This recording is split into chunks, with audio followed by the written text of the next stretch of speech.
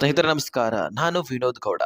ದೆಹಲಿಯಲ್ಲಿ ಮತದಾರರ ಪಟ್ಟಿಯನ್ನ ಪರಿಷ್ಕರಿಸುವ ವಿಶೇಷ ತೀವ್ರ ಕಾರ್ಯದ ಮೊದಲ ಹಂತ ಸೋಮವಾರ ರಾತ್ರಿ ಮುಗಿದು ಹೋಗಿದೆ. ಆದರೆ ಆತಂಕಕಾರಿ ವಿಷಯ ಏನಪ್ಪಾ ಅಂದ್ರೆ ದೆಹಲಿಯಲ್ಲಿ 3ರಲ್ಲಿ 1 ಮತದಾರರ ಹೆಸರನ್ನ ಮತದಾರರ ಪಟ್ಟಿಯಿಂದ ತೆಗೆದು ಹಾಕಲ್ಪಡುವಂತಹ ಸಾಧ್ಯತೆ ಇದೆ ಅಂತೆ. ಈಗ 3 ಜನ ಇದ್ದಾರೆ.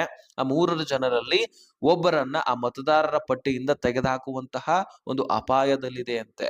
ಅಂದ್ರೆ 47,60,000 ಜನರ ಹೆಸರನ್ನ ಕಡಿಮೆ ಆಗಬಹುದಾದಂತಹ ಸಾಧ್ಯತೆ ಇದೆ ಅಂತೆ. ಹಾಗಾದ್ರೆ ಏನಿದು? SIR ಪ್ರಕ್ರಿಯೆಯಲ್ಲಿ ಇಷ್ಟೊಂದು ಜನರನ್ನ ತೆಗೆದುಹಾಕುವಂತಹ ಸಾಧ್ಯತೆ ಇದೆಯಾ? ಎಲ್ಲವನ್ನು ಕೂಡ ಗಮನಿಸ್ತಾ ಹೋಗೋಣ. ಈ ವಿಷಯವನ್ನ ಆದಷ್ಟು ತಿಳ್ಕೊಳ್ಳಿಕ್ ಪ್ರಯತ್ನ ಮಾಡಿ.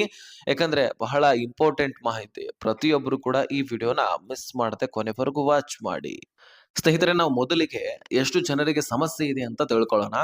ಜೂನ್ 30ರಂದು ಪ್ರಾರಂಭವಾದ ಈ ಕಾರ್ಯಾಚರಣೆ 2002ರ ಮೂಲ ಪಟ್ಟಿಗೆ ಸಂಬಂಧಿಸಿದಂತೆ ಒಂದು ಭಾಗಾಂಶಯನ್ನ ಭರ್ತಿ ಮಾಡಿದ ಅರ್ಜಿಗಳನ್ನ ಏನ್ ಮಾಡ್ತಾರೆ, ಜನರಿಗೆ ತಲುಪಿಸ್ತಾರೆ ಅಧಿಕಾರಿಗಳು, ಭರ್ತಿ ಮಾಡಿ ಕೊಡಿ ಅಂತ. ಇನ್ನು ದೆಹಲಿಯಲ್ಲಿ ಮುಖ್ಯ ಚುನಾವಣಾ ಅಧಿಕಾರಿಗಳು ನೀಡಿರ್ತಕ್ಕಂತಹ ಮಾಹಿತಿ ಪ್ರಕಾರ ದೆಹಲಿಯಲ್ಲಿ ಒಟ್ಟು 1,40,10,299 ಮತದಾರರಿದ್ದಾರೆ. ಅದರ ಪೈಕಿ 47,60,000 ಅಂದ್ರೆ 32.82% ಜನರು ಅರ್ಜಿಗಳನ್ನ ಸಲ್ಲಿಸಿಲ್ಲ ಸರಿಯಾಗಿ. ಆಗಸ್ಟ್ 24ರಂದು ಕರಡು ಪಟ್ಟಿ ಪ್ರಕಟವಾದಾಗ ಈ 47,60,000 ಜನರ ಹೆಸರುಗಳನ್ನ ಕಡಿತವಾಗುವಂತಹ ಅಪಾಯವಿದೆ ಅಂತ ಚುನಾವಣೆ ಅಧಿಕಾರಿಗಳು ತಿಳಿಸಿರತಕ್ಕಂಥದ್ದು. ಹೌದು, ಇದೇ ಆಗಸ್ಟ್ 24ರಂದು ಪಟ್ಟಿ ಪ್ರಕಟವಾಗತ್ತೆ. ಆ ಸಂದರ್ಭದಲ್ಲಿ ಇಷ್ಟು ಜನರನ್ನ ಆ ಪಟ್ಟಿಯಿಂದ ತೆಗೆದುಹಾಕುವಂತಹ ಅಪಾಯವಿದೆ ಅಂತೆ. ಇನ್ನು ಅಧಿಕಾರಿಗಳು ಹೇಳಿದ್ದಾರೆ, ಗಡುವು ಮಧ್ಯರಾತ್ರಿವರೆಗೂ ಕೂಡ ಇದೆ. ಕೆಲವು ಅರ್ಜಿಗಳನ್ನ ಇನ್ನು ಒಂದು ಸಲ್ಲಿಸುವಂತಹ ಹಂತದಲ್ಲಿದ್ದಾವೆ. ಅಂತಿಮ ಅಂಕಿ ಅಂಶ ಮಂಗಳವಾರ ಅಂದ್ರೆ 24ನೇ ತಾರೀಕು ಒಂದು ಸ್ಪಷ್ಟತೆ ಅದರ ಬಗ್ಗೆ ಸಿಗಲಿದೆ ಅಂತ. ಯಾವ ಕ್ಷೇತ್ರಗಳಲ್ಲಿ ಏನು ಪರಿಸ್ಥಿತಿ ಇದೆ ಅಂತಪ್ಪ ನೋಡೋದಾದ್ರೆ ಸುಮಾರು 70 ವಿಧಾನಸಭಾ ಕ್ಷೇತ್ರಗಳಲ್ಲಿ ಕೂಡ ಬೇರೆ ಬೇರೆ ಪರಿಸ್ಥಿತಿನೇ. ಹೌದು, ಅತ್ಯುತ್ತಮವಾಗಿ ಕಾರ್ಯನಿರ್ವಹಿಸುತ್ತಿರುವಂತಹ ಒಂದು ಕ್ಷೇತ್ರಗಳಲ್ಲಿಯೂ ಕೂಡ ಒಂದು ಬೇರೆ ಬೇರೆ ರೀತಿಯಾದಂತಹ ವಾತಾವರಣವೇ ಸೃಷ್ಟಿ ಆಗಬಿಟ್ಟಿದೆ. ಹೌದು, ರೋಹಿಣಿ ಒಂದು ಕ್ಷೇತ್ರವನ್ನ ತೆಗೆದುಕೊಂಡ್ರೆ 1,50,398 ಮತದಾರರಲ್ಲಿ 1,25,470 ಜನ ಅರ್ಜಿ ಒಂದು ಕೊಟ್ಟಿರ್ತಕ್ಕಂಥದ್ದು. ಅಂದ್ರೆ 83.43%. ಇನ್ನು ಶರುಕ್ ಬಸ್ತಿ ಎನ್ನುವಂತಹ ಒಂದು ಕ್ಷೇತ್ರ 81.26% ಮಾತ್ರ ಅರ್ಜಿ ಕೊಟ್ಟಿರ್ತಕ್ಕಂಥದ್ದು.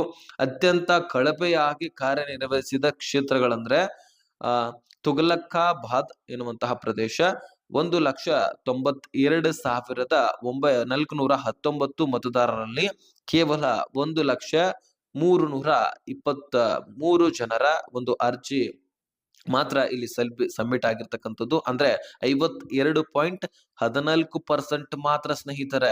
ಇಲ್ಲಿ 2ರಲ್ಲಿ 1 ಜನ ಹೆಸರು ಕಡಿತವಾಗಬಹುದಾದಂತಹ ಅಪಾಯ ಇದೆ. 2 ಜನ ಅಲ್ಲಿ ವೋಟ್ ಹಾಕ್ತಾ ಇದ್ರೆ ಅದರಲ್ಲಿ ಒಬ್ಬ ಜನರನ್ನ ವೋಟಿಂಗ್ ಲಿಸ್ಟ್ ನಿಂದ ತೆಗೆದುಹಾಕುವಂತಹ ಸಾಧ್ಯತೆ. ನೀವೇ ಥಿಂಕ್ ಮಾಡಿ ಎಷ್ಟು ಇಲ್ಲಿ ಒಂದು ಯಾವ ರೀತಿಯಾಗಿ ಒಂದು ವಾತಾವರಣ ಸೃಷ್ಟಿ ಆಗಿಬಿಟ್ಟಿದೆ ಅಂತ. ಇನ್ನು ವಲ್ಕಾದಲ್ಲಿ 54.66%. ಇನ್ನು ಖಲ್ಘಾಚಿ ಇರುವಂತಹ ಒಂದು ಪ್ರದೇಶದಲ್ಲಿ ಮಾಜಿ ಮುಖ್ಯಮಂತ್ರಿ ಅತಿಶಿ ಅವರ ಕ್ಷೇತ್ರ 1,81,350ರಲ್ಲಿ 57.18% ಮಾತ್ರ. ಹೊಸ ದೆಹಲಿಯಲ್ಲಿ ಸಚಿವ ಪ್ರವೇಶ್ ವರ್ಮಾ ಅವರ ಕ್ಷೇತ್ರ 58.24% ಮಾತ್ರ. ಸೊ ಇನ್ನು ನೋಡ್ತಾ ಇದ್ರಿ ಯಾವ ರೀತಿಯಾಗಿ ಇಲ್ಲಿ ಅರ್ಜಿ ಸಬ್ಮಿಟ್ಗಳಾಗಿದ್ದಾವೆ. ಯಾರು ಈ ವೋಟರ್ ಐಡಿಗೆ ಅರ್ಹತೆ ಹೊಂದಿಲ್ಲ ಅನ್ನುವಂಥದ್ದು ಕೂಡ ನೀವು ಗಮನಿಸಬಹುದು ಇಲ್ಲಿ. ಇನ್ನು ಜಿಲ್ಲಾವಾರು ನೋಡಿದರೆ ಹೊರ ಉತ್ತರ ಜಿಲ್ಲೆ 75% ನೊಂದಿಗೆ ಮೊದಲ ಒಂದು ಸ್ಥಾನದಲ್ಲಿದೆ.